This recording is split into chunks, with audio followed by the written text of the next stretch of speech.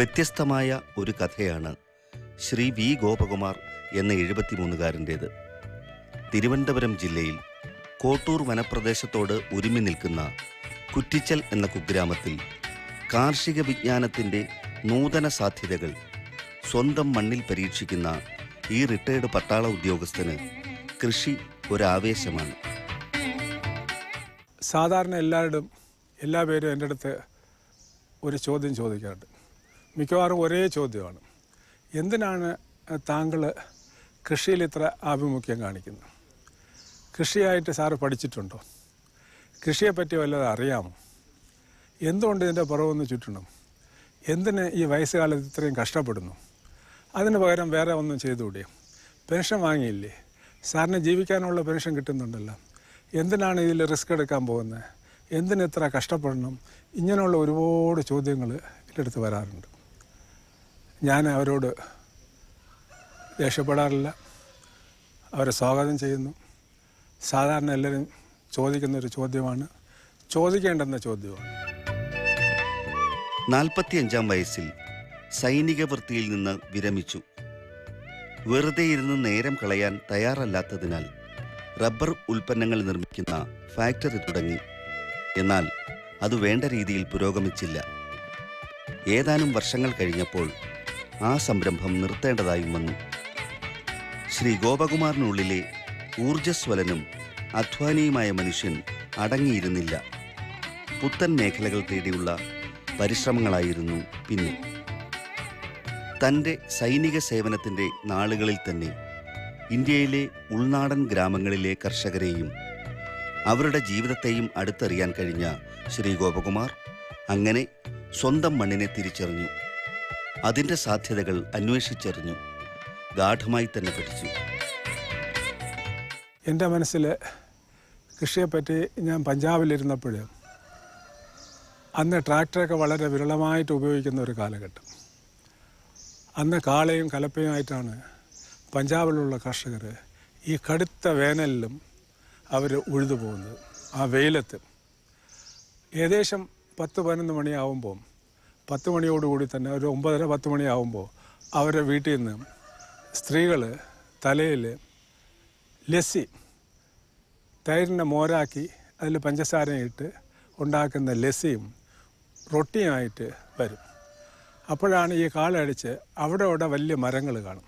ആ മരത്തിൻ്റെ കീഴ് ഈ കാളയും കലപ്പയും എല്ലാം കൊണ്ട് നിർത്തി അവൻ തലയെ കെട്ടിയിരിക്കുന്ന പകിടിയൊക്കെ വലിച്ച് മാറ്റി, താടിയിലേക്ക് 2 തട്ടി പൊടിയൊക്കെ മാറ്റി അവിടെ ചമ്മണം പോട്ടിയിരുന്ന് ഈ റൊട്ടിയും ഇതെല്ലാം കഴിച്ച് വിശ്രമം എടുത്തിട്ട് വീണ്ടും പോയി. പിന്നെ അന്നൊക്കെ അവിടെ അടുത്തൊക്കെ അവർ കിണർ കുഴിച്ചിട്ടുണ്ടായിരുന്നു. ആ കിണറിൽ നിന്നാണ്, കാളയാണ് മുന്നോട്ടും പിന്നോട്ടും വലിച്ച് വെള്ളം കൊണ്ടുവന്ന് കൃഷിക്ക് ഇതായിരുന്നു. പമ്പൊക്കെ വരുന്നേ ഉള്ള ഒരു കാലഘട്ടം. അപ്പോഴും ഞാൻ മനസ്സിലാക്കി, ഈ പാടത്തിലെല്ലാം ഒരു സൈഡിൽ അവർ ഉള്ളി, ഉരുളക്കിഴങ്ങ്, പിന്നെ ഇങ്ങനെയുള്ള കൃഷി, വീട്ടാവശ്യത്തിന് നിത്യം ഉപയോഗിക്കേണ്ടുന്ന പാലക്ക്, ഇതൊക്കെ ടൊമാറ്റോ, ഇതെല്ലാം കൃത്യമായിട്ട് ഒരു മൂലയിൽ അവർ കൃഷി ചെയ്യും. ഈ സ്ത്രീകൾ ഇതെല്ലാം കൊണ്ട് കൊടുത്ത്, പുരുഷന്മാർക്കെല്ലാം കൊണ്ടുകൊടുത്ത് ജോലി ചെയ്തിരിക്കുന്നവർ കൊടുത്തതിന് ശേഷം തിരിച്ചു പോകുമ്പം ഈ പാലക്ക്, തക്കാളി, അത് ഇത് ഈ പിന്നെ ഈ ഉള്ളിയുടെ തണ്ടോടുകൂടിയാണ് വലിച്ചു പിഴുതുകൊണ്ട് പോകുന്നത്. അവർ പച്ച ഇങ്ങനെ ഈ ഉള്ളി കഴിക്കും. അങ്ങനെയുള്ള ഇതൊക്കെ എന്നെ വളരെയധികം ഉത്സാഹപ്പെടുത്തി.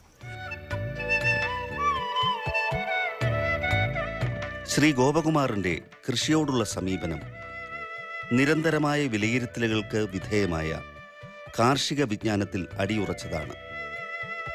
കാലാകാലങ്ങളിൽ കാർഷിക രംഗത്തുണ്ടാകുന്ന മാറ്റങ്ങളും നവീനമായ സാങ്കേതിക രീതികളുമെല്ലാം പഠിച്ച് പ്രാവർത്തികമാക്കുന്നതിന് ശ്രീ ഗോപകുമാറിന് ഒരു പ്രത്യേക അഭിരുചിയുണ്ടെന്ന് പറയാതെ വയ്യ.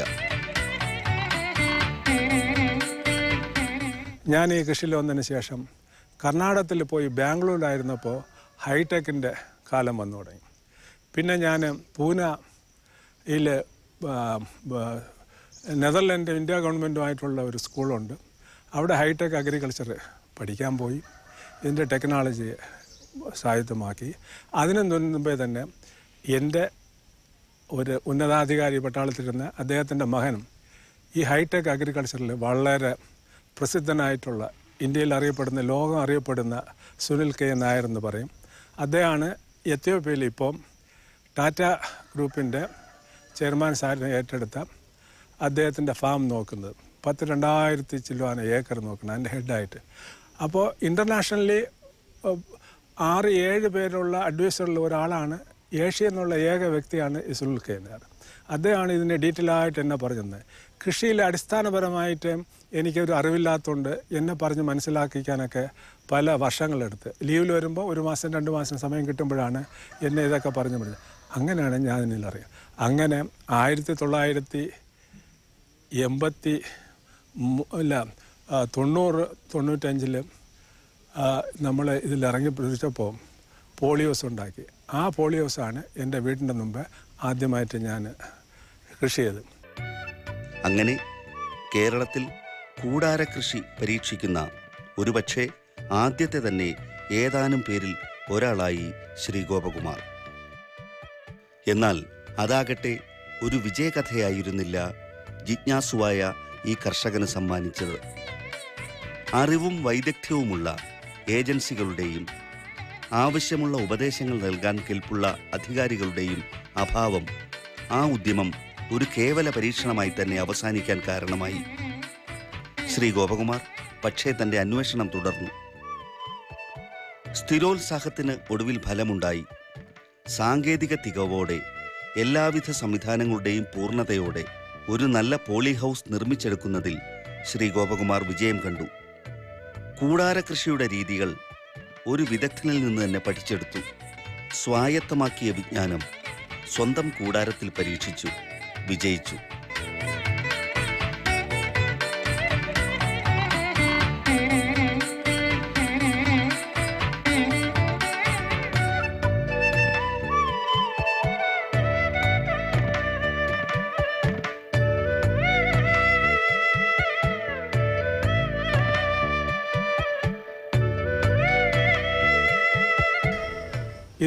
ഇത് മൂന്നാമത്തെ കൃഷിയാണ്. നേരത്തെ ഞാൻ സലാഡ് കുക്കുംബറാണ് ചെയ്തിരുന്നത്. സലാഡ് കുക്കുംബറാണ് എനിക്ക് ഇതിനകത്ത് ചെയ്തതിൽ വെച്ചിട്ട് ഏറ്റവും നല്ല റിസൾട്ട് കിട്ടിയത്. ഇതിൽ എനിക്ക് ഏകദേശം 5 മെട്രിക് ടൺ ഇതിനകത്ത് കിട്ടി.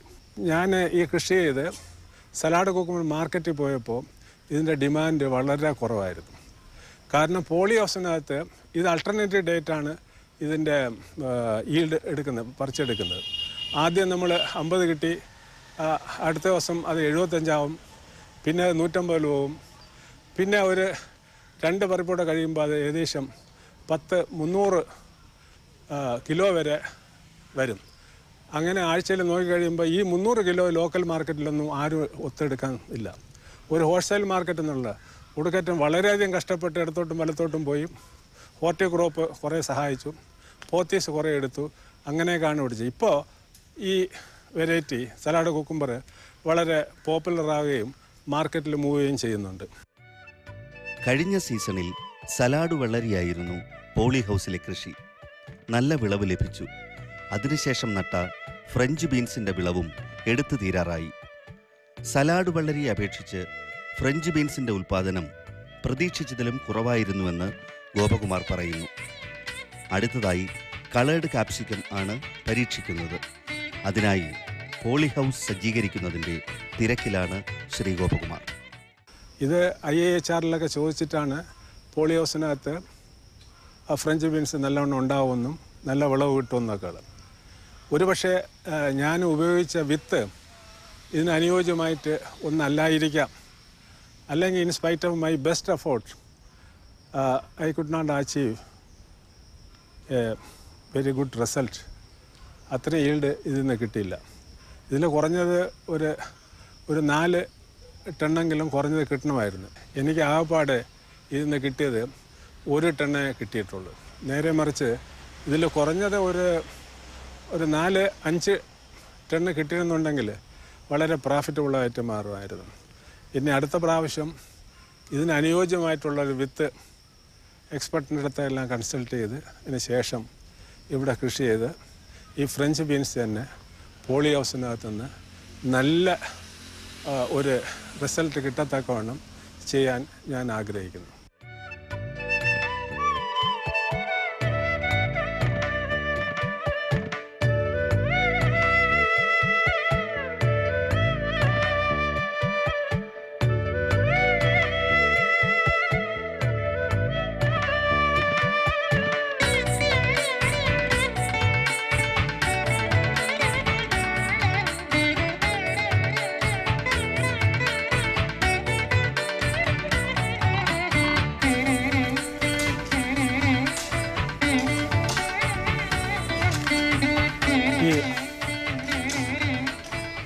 കളർ ക്യാപ്സിക്കം വളരെ വാല്യൂ ആഡഡ് വെജിറ്റബിളാണ്. കളർ ക്യാപ്സിക്കം പോളി ഹൗസിനകത്ത് മാത്രമേ കൃഷി ചെയ്യാൻ പറ്റൂ. ഓപ്പൺ കൾട്ടിവേഷൻ ഉണ്ടെങ്കിൽ പച്ച നിറത്തിലുള്ള മാത്രമേ നമുക്ക് ഓപ്പൺ കൾട്ടിവേഷൻ, പൊതുവായിട്ട് തുറസായ സ്ഥലത്ത് കൃഷി ചെയ്താൽ അങ്ങനെ വരും. അങ്ങനെ വരുന്നതിൻ്റെ ഇതിലൊരു ടെക്നോളജി ഉണ്ട്. ഇത് വളർന്നു വരുമ്പം ഇതിൻ്റെ മുള നുള്ളി കൊടുത്ത് 3-4 ബ്രാഞ്ചസായി മേലോട്ട് പിന്നെയും വളരും. അങ്ങനെ വളർന്നു വരുമ്പോൾ നേരത്തെ ഉള്ള ടെക്നോളജി വെറും 2 ബ്രാഞ്ചസിന് മാത്രം എടുത്ത് വിട്ട് അതിനെ വെളിയിലോട്ട് വിടുമായിരുന്നു. അതിനെ കെട്ടി ഉയർത്തി കൊണ്ടുപോയിരുന്നു 2 ബ്രാഞ്ചസ്.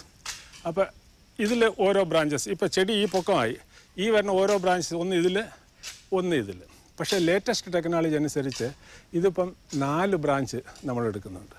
4 ബ്രാഞ്ച് എടുത്ത് 4 കയർ ഇങ്ങനെ ഇട്ട് ഇതിൽ ക്ലിപ്പിട്ട് മേലോട്ട് കൊണ്ടുപോകും. ക്ലിപ്പ് ഉപയോഗിക്കുമ്പോൾ ഇവിടെ ഒരു വെട്ടുണ്ട്, ആ വെട്ടിൻ്റെ ഇവിടെ കൂടെ കയറ്റുക. അപ്പോൾ ഇതിനകത്ത് ഇതാക്കി ഇതിനെ ചെടിയകത്താക്കി ഇതിനെ ക്ലിപ്പ് ചെയ്യുമ്പോൾ ടക്കനെ വെക്കുക. ഇനിയിപ്പോൾ ഇത് പിടിച്ചോളും. അങ്ങനെ ഒന്നിന് മേൽ എത്രയൊക്കെ ആവശ്യമുണ്ടോ മേലെ ക്ലിപ്പ് ചെയ്ത് കൊണ്ടുപോകും. അപ്പോൾ ഒരു ചെടിയിൽ നിന്ന് 4 ബ്രാഞ്ചസ്, അത് 4 ഫ്രൂട്ട് അറ്റ് എ ടൈം നമുക്ക് പറിച്ചെടുക്കത്തക്ക വേണം. ഇതിൻ്റെ ഉൽപ്പാദനം വളരെയധികം വർദ്ധിപ്പിക്കാം. ഇതൊരു ടെക്നോളജിയാണ്. അപ്പോൾ ഇതിനെ ശരിക്ക് ഇത് വരും. സൂര്യപ്രകാശം ഒരുപാട് 4 ബ്രാഞ്ചസ് ആകുമ്പം അടിയിൽ കുറച്ച് കിട്ടുന്ന അടിയറ്റത്തുള്ള ലീവ്സിനെ നിങ്ങൾക്ക് കട്ട് ചെയ്ത് കളയാൻ പറ്റും. ഒരുവിധം പ്രായമായി വലിയ പ്രയോജനമില്ലെന്ന് കാണുന്നതിനെ കട്ട് ചെയ്ത് കഴിഞ്ഞാൽ എയർ മൂവ്മെൻറ്റ് കീഴെ കൂടുതൽ കിട്ടും, സൂര്യപ്രകാശം കൂടുതൽ കിട്ടും. അപ്രകാരം ചെടി പല അസുഖങ്ങളിൽ നിന്നും മാറാം. സാധാരണ എല്ലാവരും പറയാറുണ്ട് പോളി ഹൗസിനകത്ത് ഒരു അസുഖവും വരില്ലെന്നുള്ളത്. തെറ്റാണ്, ഞാൻ സമ്മതിക്കുന്നില്ല. വൈറ്റ് ഫ്ലൈ ഒക്കെ ഞങ്ങൾ എത്ര സൂക്ഷിച്ചനേക്കുകയും ഈ ശരിക്ക് സൂര്യപ്രകാശം കിട്ടാതെ വന്ന ഒരു സന്ദർഭത്തിൽ അവിടെ ഇങ്ങനെ സ്വയമായിട്ട് ഉണ്ടായി വെളിയിൽ വന്നത് അറിയാം. അതുകൊണ്ട് ആണ് ഞാൻ അങ്ങനെ പറയാൻ കാരണം.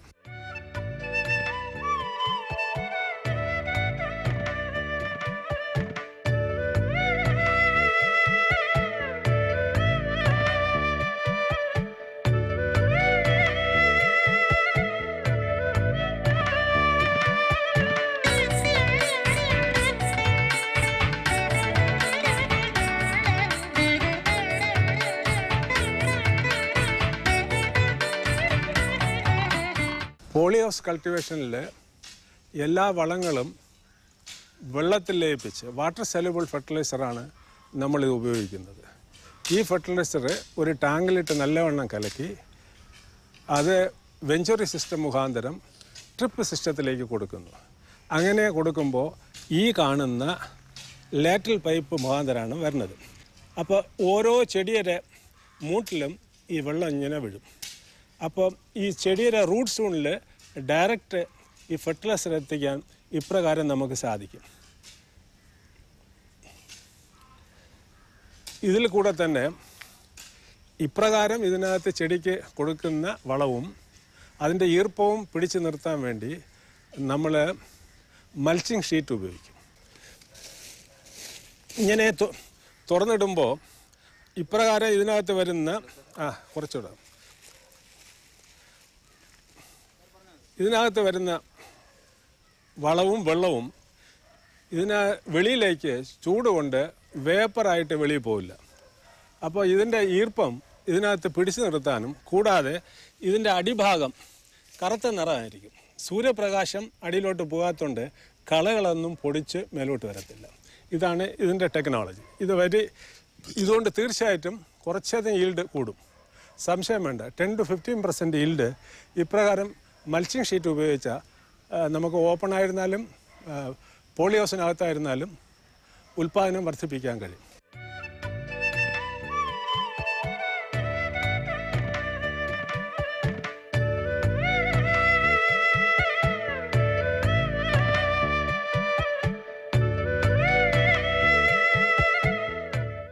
പോളി ഹൗസിനകത്ത് ഉച്ച സമയത്തൊക്കെ ക്രമാതീതമായിട്ട് ചൂട് വർദ്ധിക്കും. അപ്പോൾ ഇതിനകത്ത് കൃഷി ചെയ്യുന്ന ചെടിയുടെ ഹ്യൂമിഡിറ്റി കൺട്രോൾ ചെയ്യാൻ വേണ്ടി നമ്മളൊരു സിസ്റ്റം ഇതിൽ ഫിറ്റ് ചെയ്തിട്ടുണ്ട്. അതിന് ഫോഗർ എന്ന് പറയും. ഈ ഫോഗറിൽ കൂടെ ഫോഗ് മാതിരി വെള്ളത്തിന് സ്പ്രേ ചെയ്ത് വരുന്നതുകൊണ്ട് ടെമ്പറേച്ചർ 3 ഡിഗ്രി മുതൽ 4 ഡിഗ്രി വരെ കുറയ്ക്കാൻ പറ്റും. അതുകൊണ്ട് ഇപ്പം ഈ ഫോഗർ എങ്ങനെ വർക്ക് ചെയ്യണം എന്നുള്ളത് നമുക്കിപ്പം കാണാം.